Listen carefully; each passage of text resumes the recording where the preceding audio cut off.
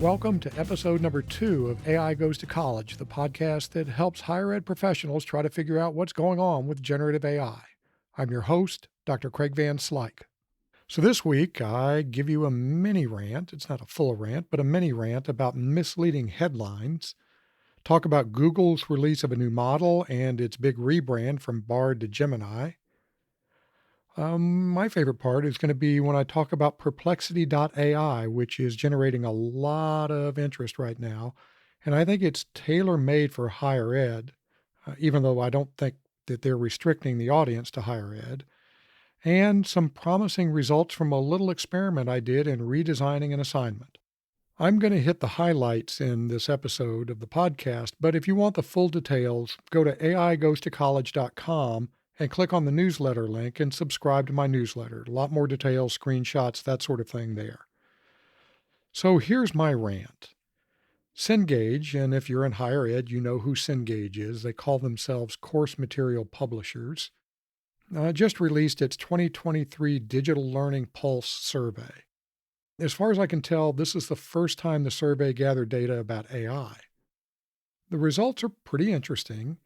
It says only 23% of faculty at four-year schools thought that their institutions were prepared for AI-related changes, and that number was only 16% for two-year schools, faculty at two-year schools.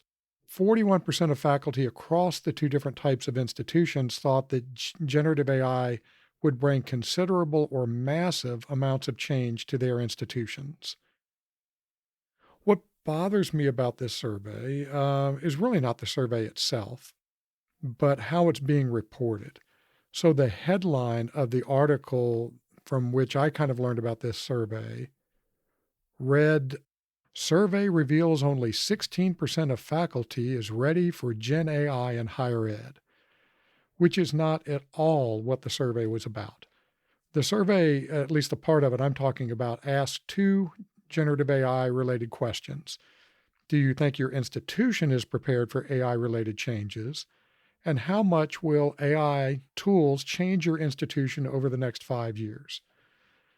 So, first of all, that really isn't specific to generative AI, although I think that's what most people would interpret AI as. The title of the article that led me to the survey said that faculty aren't ready. Well, that's not what the survey asked about. It didn't ask if the faculty were ready, although that would have been a good thing to ask. It asked if they thought their institutions were ready. So I want to caution all of you to do something you already know you should be doing. Read these clickbaity headlines, and there are a lot of them. Read the articles with a critical eye. If it's something that's important, if it's something that you're going to try to rely on to make any sort of a decision or to form your attitudes, take the time to look at the underlying data. Don't just look at how that particular author is interpreting the data. Look at the data yourself.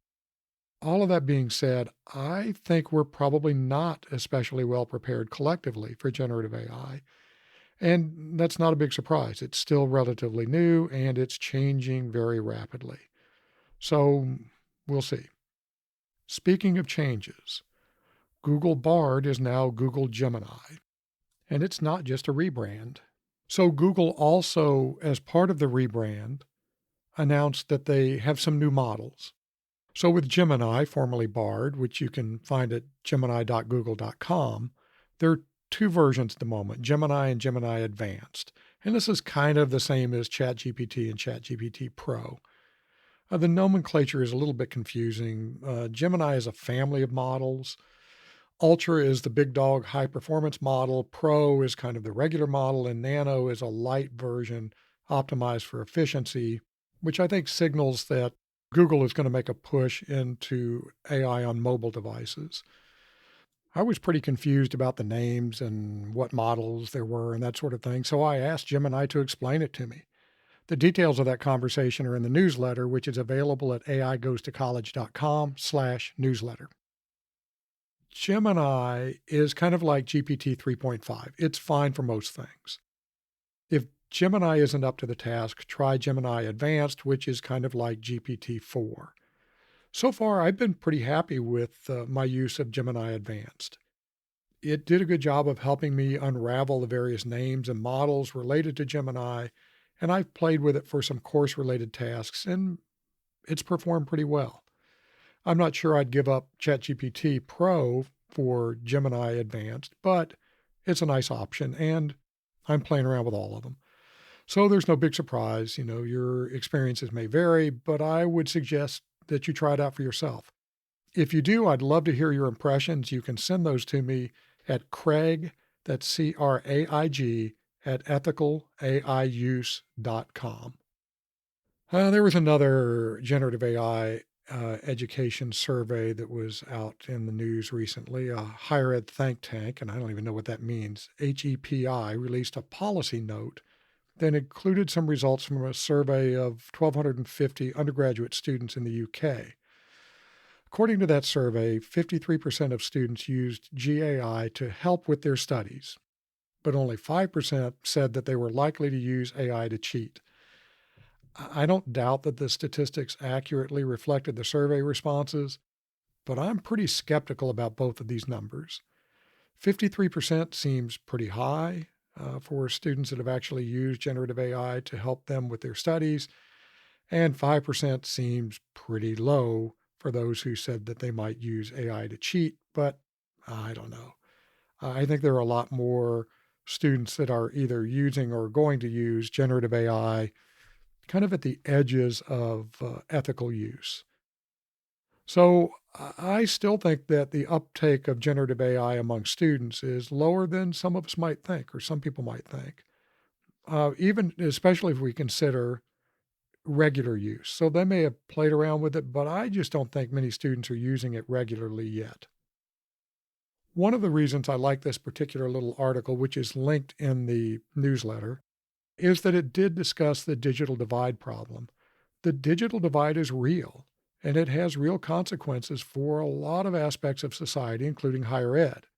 We need to keep chipping away at the digital divide if we truly want a just society. And generative AI is just going to widen the digital divide. More details in the newsletter, which you can access at aigoestocollege.com/newsletter. It feels like it ought to be a drinking game. How many times will they say aigoestocollege.com/newsletter? So let's get to the resource of the week. There's been a lot of online chatter about Perplexity.ai. The gist of all of this talk is that Perplexity is becoming kind of a go-to generative AI tool when you want to uncover sources. There's a lot of hype that says this is going to be the new Google, and I'm not so sure about that, but it is a very useful tool. Exactly what it is a little unclear at first. I'm going to read you verbatim what the About page says. Perplexity was founded on the belief that searching for information should be a straightforward, efficient experience free from the influence of advertising-driven models.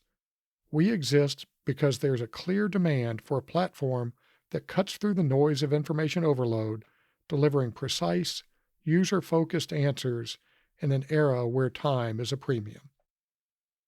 I couldn't argue with any of that, but I don't know what it means. Their overview page is a little bit better, and it talks about some of the use cases for Perplexity.ai, answering questions, exploring topics in depth, organizing your library, and interacting with your data. I can personally attest that Perplexity is pretty good with the first three, but I haven't really tried it with my own files yet. Here's a problem that we have with search. If you go into Google or some other search engine, you want information, but a search engine doesn't really give you the information you want. It gives you a list of websites that may or may not include somewhere the information that you want. Perplexity is much more about giving you the actual information that you're trying to get and telling you where it got that information from. And so that's a fundamental difference, and I think it could ultimately reshape how we search for information on the web. And I think that's a good thing. There are a number of things that set Perplexity apart. It's got a co-pilot mode that gives you a guided search experience that can be really helpful. So what it does is it will ask you first, do you want to focus on particular types of resources? So right now it's got 6 different categories, well, 5, and then an all. So it's got all where you search across the entire internet, academic, and this is a big one, where it searches only in published academic papers. Writing doesn't really search the web, it just helps you, it'll generate text or chat without searching the web. Wolfram Alpha is a computational knowledge engine. It'll search YouTube, and it'll also search Reddit, which I think is pretty interesting. So you can go broad or you can go really narrow. Another thing that it does is it will ask clarifying questions when it feels like it's necessary. Feels like. That's weird. When it somehow in its large language model brain thinks that it's necessary. I give an example in the newsletter where I'd say I want to explain generative AI to a non-expert audience. The audience will be intelligent but won't have any background in AI or computer science. What topics would you cover? And instead of just giving me an answer, now I'm using Perplexity's Copilot here. It says, what is the main purpose of your explanation? Basic understanding, applications, or risks and benefits?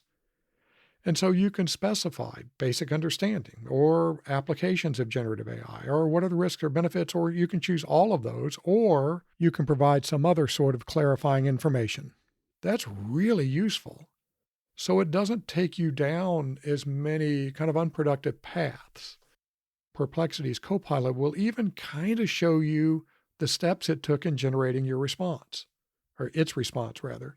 So you can take a look at that in the newsletter. I know I'm saying that a lot, but there's a nice little screenshot that'll give you a better idea of what I'm talking about there. You can also look at the underlying sources that Perplexity used to generate its responses.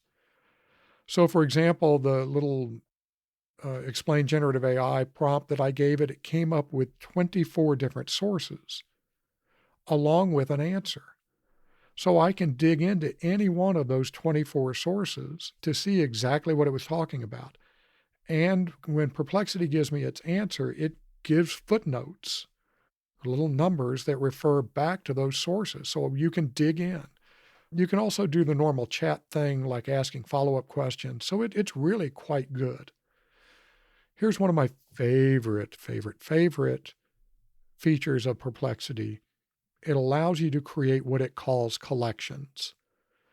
So collections allows you to group together different conversations. Perplexity calls conversations threads.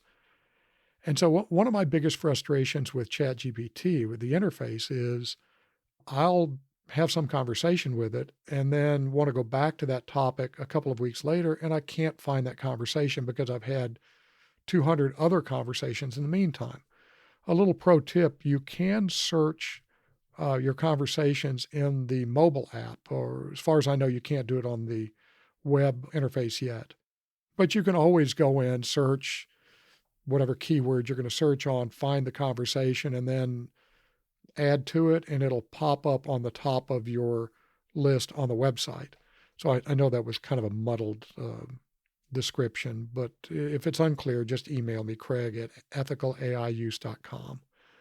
So these collections can be really useful. I was working on something for my dean recently, was using Perplexity. I put all of those conversations in a collection. So to me, Perplexity.ai is one of the more interesting tools that I've seen come out recently. If you haven't checked it out, you should. They have a free tier that you can play around with. And I used it and then almost immediately paid for an annual pro subscription. So really, I encourage you to check it out. All right, so here's my little experiment. So I'm teaching Principles of Information Systems this term, and I include some pre-class online assignments. These are simple little things that all I'm trying to do is get them to engage with the material a little bit before class. They're easy, and I'm very lenient in the grading. Basically, if you put any effort into it at all, you get full credit as long as it's not late. But unsurprisingly, I noticed that some submissions looked suspiciously like they were generated with generative AI. First time I let it slide and just commented on it in class. The second time, I required students to resubmit. I just said, I'm giving you a 0 for now. Put this in your own words and I'll give you credit. I'm teaching the same class in the upcoming spring term. We're on the quarter system, by the way. And so I started thinking about how to modify these assignments to keep students from just copying and pasting in a generative AI response. I know this is going to sound incredibly lazy of me, but I don't want to be spending my entire quarter dealing with academic honesty reports. I'd rather just prevent the problems in the first place. And we're going to have to do this kind of thing. We're going to have to rethink how we do evaluations, how we assess learning, how we create our class activities. So I decided, all right, I'm going to try to modify an upcoming assignment. So this is a little activity I've used for years, and it's very simple. The original assignment was compare and contrast supply chain management systems and customer relationship management systems. Give 3 ways they're similar and 3 ways they're different. Like I said, these are kind of little lame-o activities, but you can see where I'm going with this. I want students to kind of have to look at what the two different types of enterprise systems that I'm talking about are. They'll start to get some understanding of kind of what they're all about. So I decided to change the assignment. And I'm going to give you an overview of what I did, but all the details are in the newsletter. So I basically said, hey, I'm going to give you a task, and then I'm going to give you the answer that was given by generative AI. You're then going to compare that answer to the information in the textbook and briefly describe how the information from generative AI and the textbook are similar and how they're different. And then I go through and say, all right, here's what I put into generative AI. Here's what it spit back. And then the students had to kind of do a little bit of work. I was pretty happy with the results. Some students absolutely missed what I was asking them to do, but that's okay because I'm not sure it was entirely clear. But the ones that got what I wanted them to do did a pretty good job of going back into the textbook and kind of seeing what the textbook said and then seeing what the answer, comparing that to the answer generative AI gave. Some students even went so far as to say, like on page 247 of the textbook, it said this, and generative AI said that. And so I was pretty happy with the results, considering I had about 15 minutes into revising the assignment. So I'm going to do more of these. As I said, I'm teaching the class again in the spring, so I'm going to spend part of the break redoing some of my assignments, my online activities, to make it to where they can't just copy and paste the question into generative AI. And I'll report on those experiments as I go through them. All right, that's all I have for you today. I'm out of breath, and you're probably tired of listening, so I will talk to you next time. Thank you.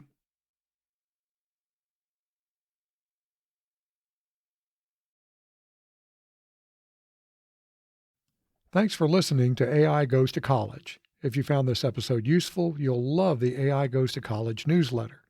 Each edition brings you useful tips, news, and insights that you can use to help you figure out what in the world is going on with generative AI and how it's affecting higher ed.